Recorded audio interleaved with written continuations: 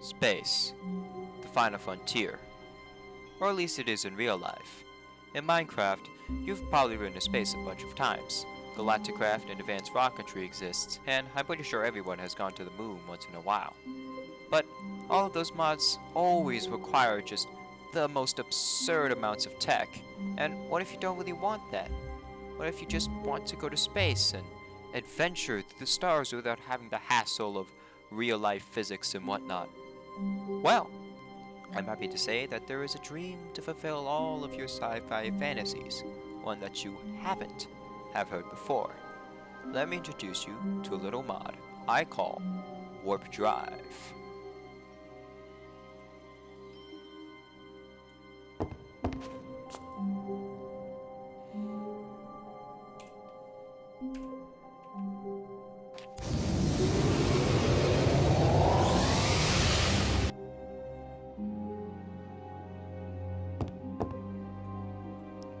Welcome to the best Minecraft Starship mod in the universe.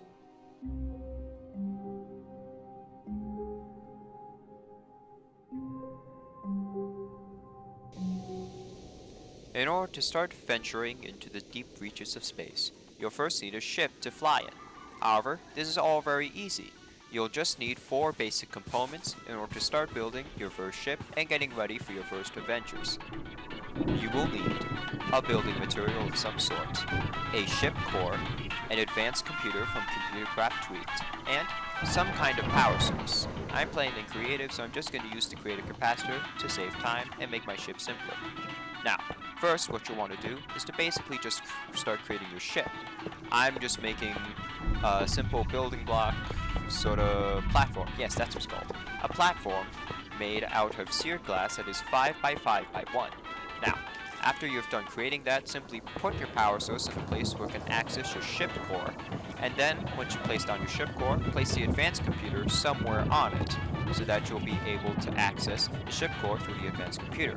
Now, once you have this, you have successfully completed your ship, and you're now ready to take to the stars.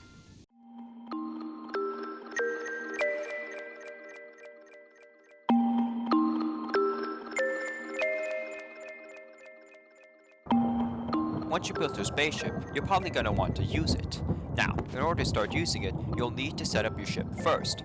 In order to do that, simply click on the computer, and you'll have to set up a ship name. Now, since I've already made a bunch of ships before this, it'll just enter like the last name I put in. I'm just going to press enter on this name.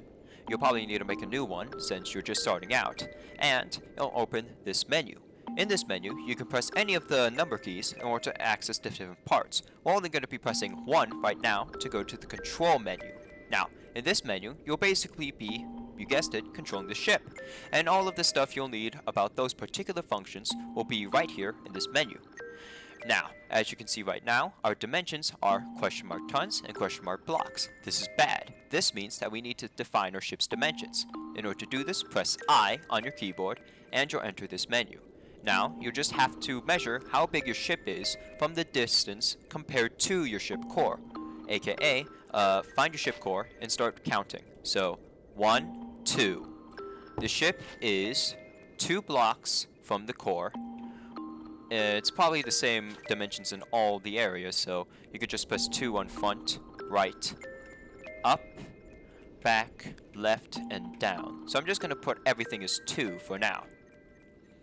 Now, you might be saying, hey, how do you check this? I mean, just going by numbers might mean that you might actually drag stuff or leave stuff behind. Well, this is when the ship's core function could be useful, since you can shift right-click on it, and it creates this bounding box. Now, you can see what parts of the ship are colliding and what parts are not. It's very useful. So, as we can see right now, our ship is a bit too tall and a bit too deep. So, all we need to do is fix that. We press I, we go to up, we do this to 1, we go down, we do this to 1, and once we do this, it will automatically edit itself, and we can see that it's far more accurate to the ship's actual size. Now, once we're happy with the dimensions of our ship, we can shift-click back on the core, the bounding box will disappear, and now, if you check back, our ship has actual dimensions. Now, Congratulations, you have an actual ship.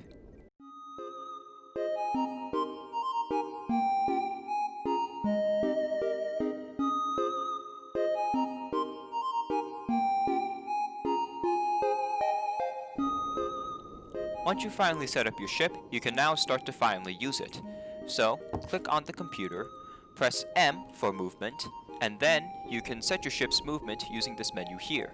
So, I'm going to do 0 for forward and back movement. Up and down movement, I'll do, let's say, 50. And right and left movement, I'll do 0. I do not want to rotate anywhere. And once I'm happy with what I want to do, I can press N or Y if I want to immediately engage the jump drive. You don't have to do this, but for the sake of convenience, I will. And once the ship core warms up, you'll hear this sound, and it says that it contains another ship. Now, this is also very important to know, sometimes other ship cores within the distinct vicinity will mess up the warping of your ship. Simply just remove any obstructions that might lie in your way. And once you've done that, you'll finally be able to jump. Now, you might be wondering, hey, will I have to put in all those stuff again? No, you don't. You just have to press J to move your ship, and it'll just use whatever settings you put in last time. Very convenient. As you saw right there, we have jumped 50 blocks into the sky, and you have successfully made your first jump and your first step into the vast reaches of outer space.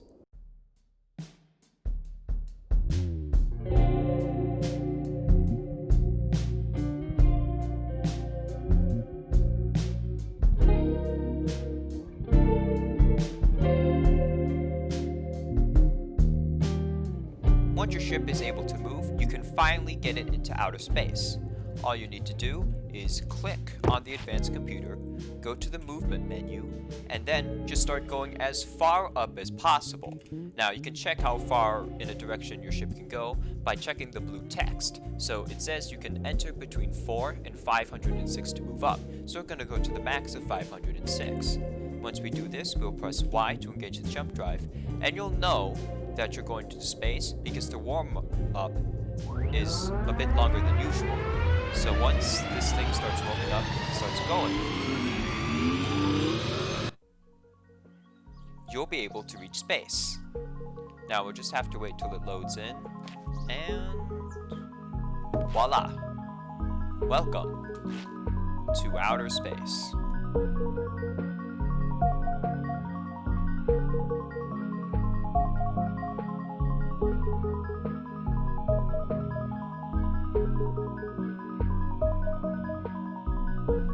Once you reach space, you'll be able to admire the view.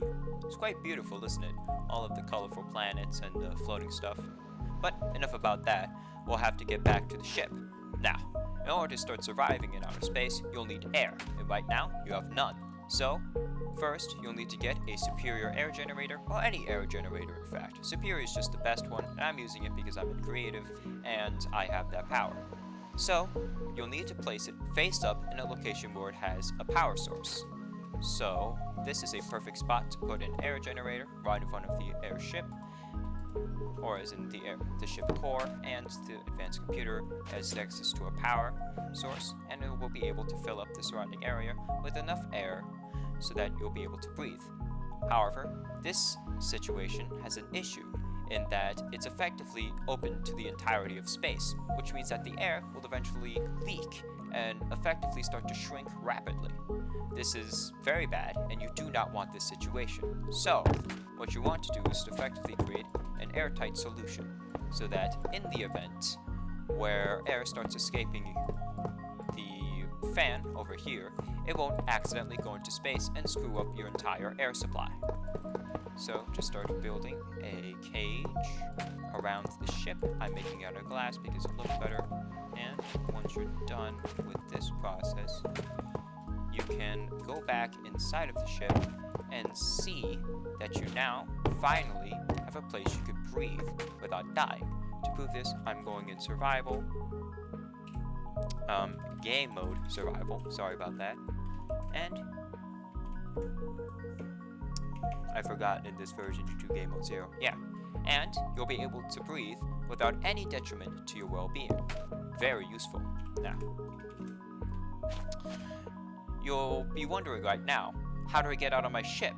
If you have to make this in an airtight container, which means you have to put blocks all over the place, well, you can't actually escape it, because if you were to make the door or something, then you'd instantly let air out, right? And yes, while that is true, there is a giant way around it, and that is something called an air shield. Now, an air shield is basically some sort of glass pane object that allows air to not pass through, but allows other things to basically go through it. Sort of like a filter of sorts, except in this case you're able to go out, but air isn't. It's very useful if you want to create an entrance to your starship, and it still allows you to breathe while allowing you to basically go outside from time to time and enjoy everything. Very useful. I highly recommend you have one of these. And if you don't, well, you're going to have to rely on other means in order to get out, which is very complicated and kind of redundant if there's such a simple solution already. Now, once you have the air shield, the air generator, and the ship itself, you're basically free to venture into space. Now, of course, there's also always a lot more complicated things you must do, like, oh, I don't know, about like laser cannons and particle accelerators and all that, but no, this is just a beginner's guide, and right now, this ship is good enough for you. So, if you're happy with how it is right now, and you're willing to change it later, because right now it's kind of dull, get to the ship, activate the console, and you'll be able to finally start your adventures across the universe.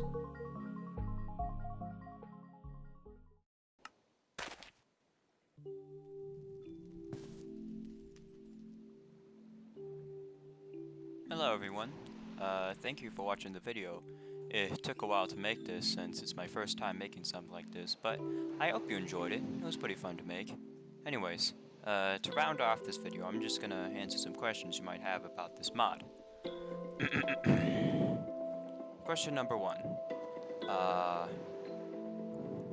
Let's see here. Do redstone contraptions work in space? Can they be put in spaceships? Yes.